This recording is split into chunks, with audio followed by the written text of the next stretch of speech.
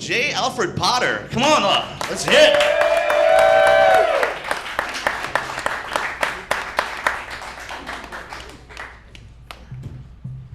Howling Wolf Den, how you guys doing tonight?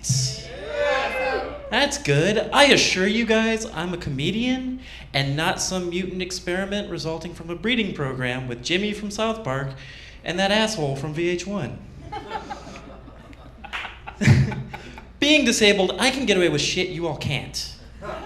For example, they give me the bigger stall that one of you dickheads always leaves a mess. I can cut in line for rides at Disney World and get paid for it. This past summer, there was a story in the media about Manhattan moms hiring cripples like me to take your normal kids through Disney World because we can cut in line. The great thing about that was they were paying us $310 an hour. I'm quitting comedy. Most of my colleagues hear that joke and go, you should. You should. But other things, like, they give me the better painkillers that I've built a tolerance to. I swear to God, getting me high requires an economic stimulus package that the Republicans can pay for, but they won't. Occupy Potter.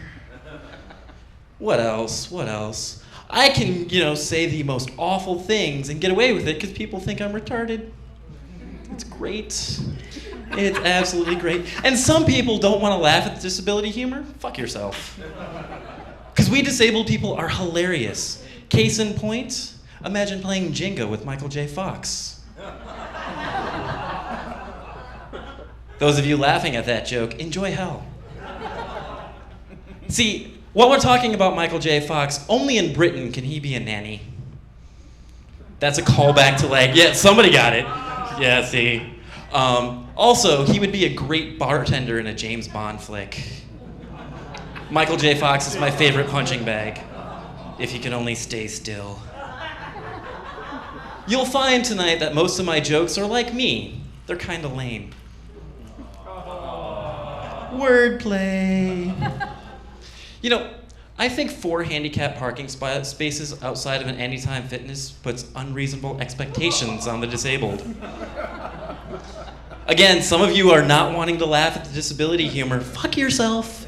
If that offends you, I'm going way beyond that, so lighten up. It's all because of politically correct language. We can't say what we want anymore. She's not fat, she's glandularly challenged. He's not lazy, he suffers from selective participation. He's not a cocksucker, he's a male fellatio enthusiast. I'm not disabled, I'm alternatively engineered. That one's real, actually. It's so great. Now, I'm equated to a badly built and designed bridge made by community college dropouts.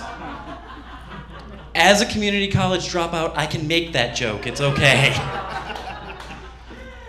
But really, we can't say what we want anymore. And who do we blame for that? Frankly, I blame those retarded faggots. Now, some of you are going, ooh, Jake, you can't say that. I'm sorry the word retarded offends you. I say things like that because I don't give a shit what you are. You're able-bodied, you're disabled? Okay, cool, whatever. You're black, you're white? Okay, cool. You're not special. None of us are. So don't treat us like we're special. Say what you want to someone. However, if you're going to invite me to play basketball with you, think twice about that. Moving on, do we have any couples here tonight? Yay. How about people pretending not to be part of a couple? Sir, now's not the time to look to your right. So I guess there's a lot of single people in the audience tonight. Single people, make some noise, please. All right, that's what I'm talking about. Unfortunately, I just got engaged. I'm on my 4th engagement. Yeah. I collect engagements like they're fucking trading cards. It's great. But my last engagement ended because of that epic argument of how the toilet paper comes off the rack. Ladies, is it over or under? Over. It's over. It's over? It's over? I am the asshole. So anyway. That's my point. Exactly. So I come home from work one day and my failed fiance number 3 is standing in the living room holding a roll of toilet paper. He's like, do you know where I found this? I'm a comedian. So I'm like, well, it's not a marshmallow, so it wasn't in the pantry. That's funnier when it was in my head. And she's like, well, you put it on the wrong way, which proves my mother was right about you. Okay, all right, we'll go with this. But I was angry, so I fired back at her. I was like, well, my mother was right about you. And she's like, well, what's that, Jacob? Now she's called my bluff, folks. Guys, you know this. When she's called your bluff, you have to say something. So I said, well, you're a cunt. I know. I shouldn't have said this. But let me explain further. Failed fiance number 3 was a 5'0", 100-pound Cajun girl from Kaplan, Louisiana, where you get a trailer just for being born there. And she flips the coffee table at me.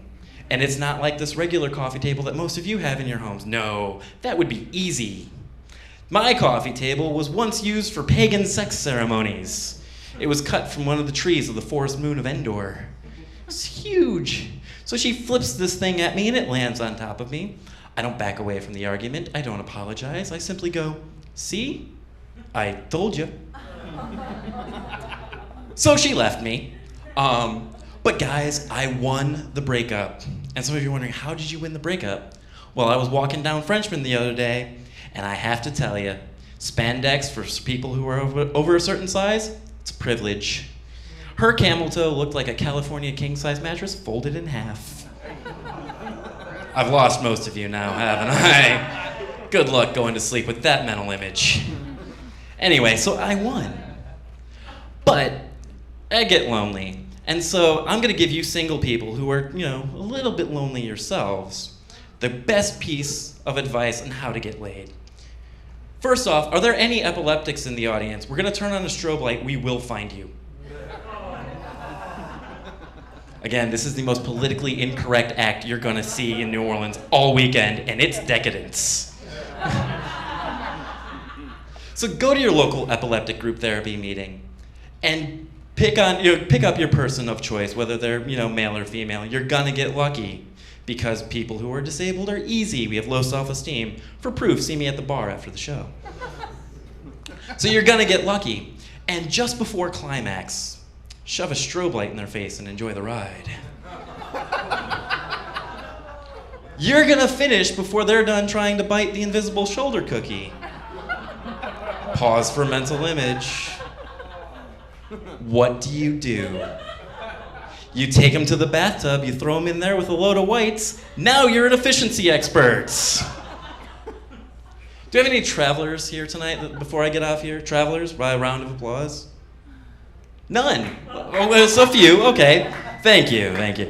I love to travel, and I'm attracted to those places that have those great tourism slogans. Like, what happens in Vegas stays in Vegas. Or, there's more than corn in Indiana. But what about those slogans that just don't make the cut? Come to Oklahoma City, you'll get bombed. Enroll at Penn State, we'll shower you with attention. We're straight shooters at Sandy Hook. Lighten up. Lighten up. This is comedy, folks. Jokes like that, it's like, making a hymen joke. Once you make it, you never get it back. What other ones? Come to New York City. We still have some skyscrapers left.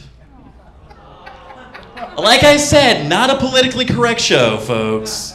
On that, I'm gonna go out on a high note and tell you a joke. Like a jokey joke. And you're probably thinking, but we've got Bill Dykes for that tonight. Well, most comedians don't tell jokey jokes, so here's one. This guy is sitting in a bar drinking heavily because he's a New Orleanian.